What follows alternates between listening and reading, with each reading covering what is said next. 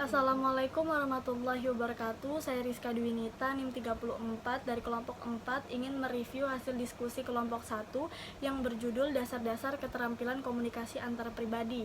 Jadi, komunikasi merupakan proses penyampaian informasi dari komunikator kepada komunikan melalui media-media tertentu sehingga dapat menimbulkan efek. Kemudian pentingnya komunikasi antar pribadi. Komunikasi antar pribadi ini sangat penting bagi kehidupan sehari-hari. Di antaranya keluarga, sekolah, dan pekerjaan. Yang pertama, keluarga. Dengan membangun komunikasi yang baik, maka khususnya orang tua akan lebih mudah mendidik anak tersebut. Misalnya dengan membangun karakter, kedisiplinan, norma-norma yang berlaku di dalam sosial. Lalu yang kedua, pentingnya komunikasi antar pribadi bagi sekolah. Mengapa demikian? Karena dengan komunikasi yang baik, maka siswa-siswa akan lebih mudah memahami maksud dari guru tersebut. Dan di sini juga guru harus cerdas dalam berkomunikasi. Biasanya guru melakukan dua komunikasi, diantaranya verbal dan non-verbal. Verbal biasanya guru melakukan lisan maupun tulisan. Lalu jika nonverbal biasanya guru melakukan seperti ekspresi muka dan gerakan mata, karakteristik suara, dan penampilan pribadi dari guru tersebut. Lalu yang ketiga, pentingnya komunikasi antar pribadi dalam suatu organisasi atau pekerjaan.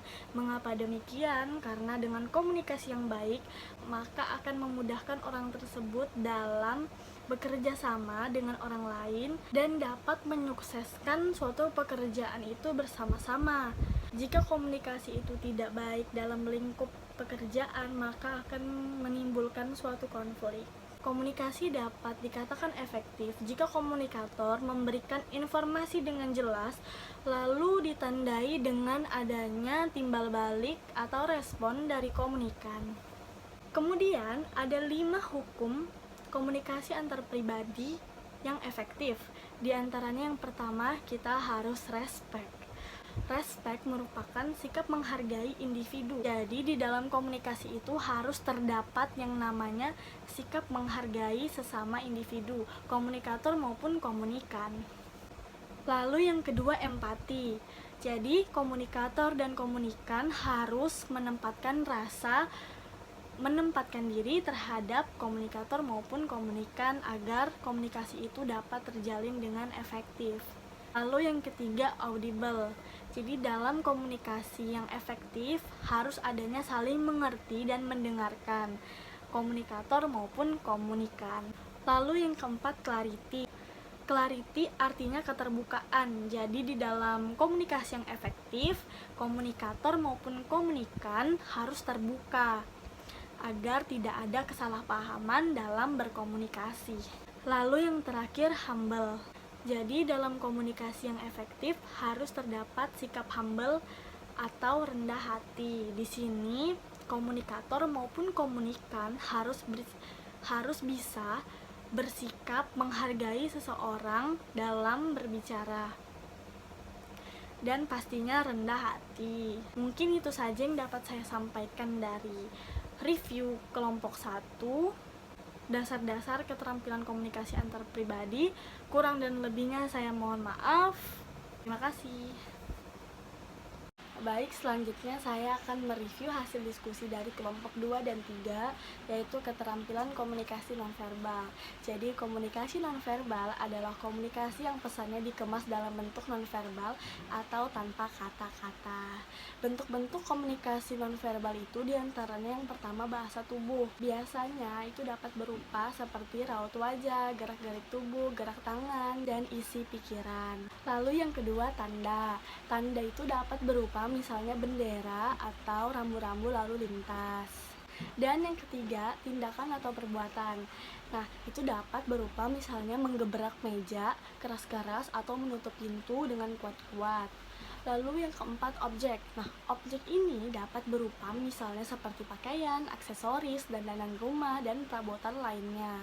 Lalu kemudian bentuk keterampilan komunikasi nonverbal dalam konseling. Yang pertama, keterampilan mengamati konseling. Keterampilan mengamati konseling itu merupakan suatu proses komunikasi antara konselor dan klien. Sebagai suatu bentuk komunikasi, konseling akan melibatkan konselor sebagai pemberi informasi masalah yang sedang dihadapi klien. Lalu selanjutnya keterampilan penampilan, misalnya itu seperti posisi badan, lalu kontak mata konselor dengan mendengarkan yang baik. Yang kedua, keterampilan memaknai. Memaknai artinya menerima dan mengerti apa yang dihadapi klien. Jika klien menerima konselor untuk membantu masalah yang dihadapinya, maka konselor dapat dengan mudah memberikan bantuan untuk menemukan masalah yang dihadapinya. Lalu yang ketiga, keterampilan memahami.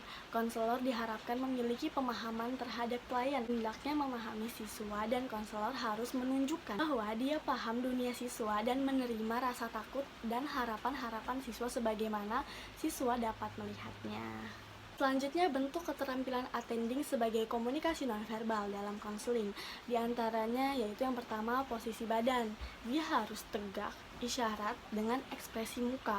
Posisi badan yang baik itu mencakup duduk dengan badan menghadap klien, tangan di atas pangkuan atau berpegang, lalu responsif dengan menggunakan bagian wajah, umpamanya senyum, lalu anggukan, seperti itu. Badan harus tegak lurus tanpa kaku dan sekali-sekali condong ke arah klien untuk menunjukkan kebersamaan dengannya. Lalu yang kedua, kontak mata. Kontak mata yang baik berlangsung dengan melihat klien pada waktu dia berbicara kepada konselor dan sebaliknya. Selanjutnya yang ketiga, mendengarkan. Cara mendengarkan yang baik cukup memusatkan perhatian penuh dengan terpusat kepada klien, mendengarkan segala sesuatu yang dikatakan klien, dan mendengarkan keseluruhan kepribadian dari klien. Baik, selanjutnya yaitu bentuk keterampilan komunikasi nonverbal dalam konseling, yaitu yang pertama ada berbentuk verbal dan nonverbal.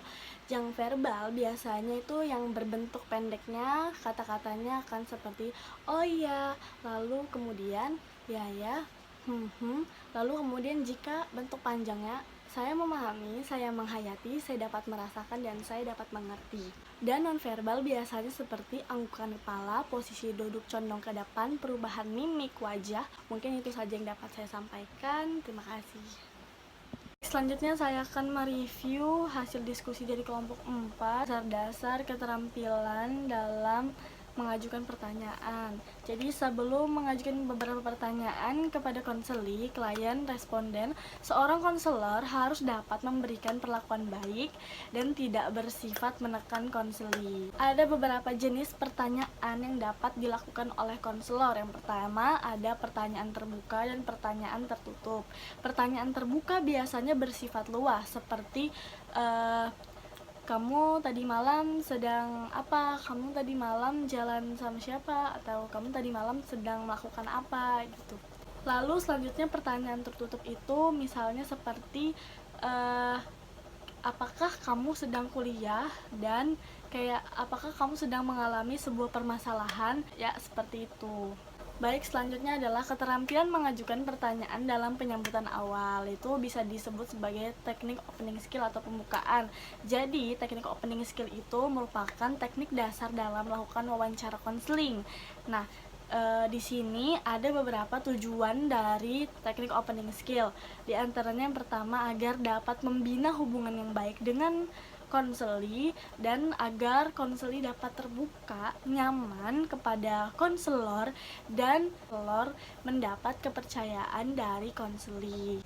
Selanjutnya, manfaat teknik opening skill itu yaitu agar hubungan antara konselor dan konseli itu dapat terjalin dengan baik, dan juga si konseli ini agar mudah terbuka dan percaya kepada konselor. Selanjutnya, keterampilan mengajukan pertanyaan dalam penyambutan awal itu terdapat dua bentuk, yaitu nonverbal dan verbal. Yang verbal itu biasanya seperti kita menghentikan aktivitas, lalu kita membukakan pintu, kita mengiringi dia masuk, kita berjabat tangan, kita mengisyaratkan dia untuk memilih kursi gitu.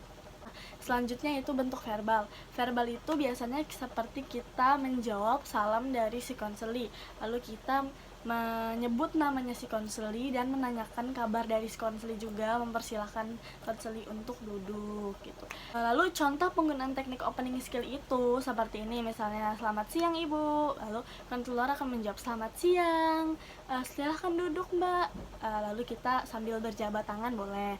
Lalu selanjutnya klien bilang sebelumnya maaf loh ibu saya mengganggu waktu ibu, lalu konselor bilang alah tidak apa-apa loh gitu, bagaimana kabarnya mbak, kita harus kita harus membuat dia nyaman dengan kita gitu. Selanjutnya yaitu keterampilan pembicaraan topik netral.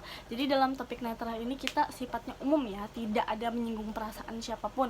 Kita basa-basi aja terhadap klien itu. Misalnya kayak membahas hobi si konseli, peristiwa hangat, kondisi cuaca, itu yang kayak benar-benar basa-basi aja sih.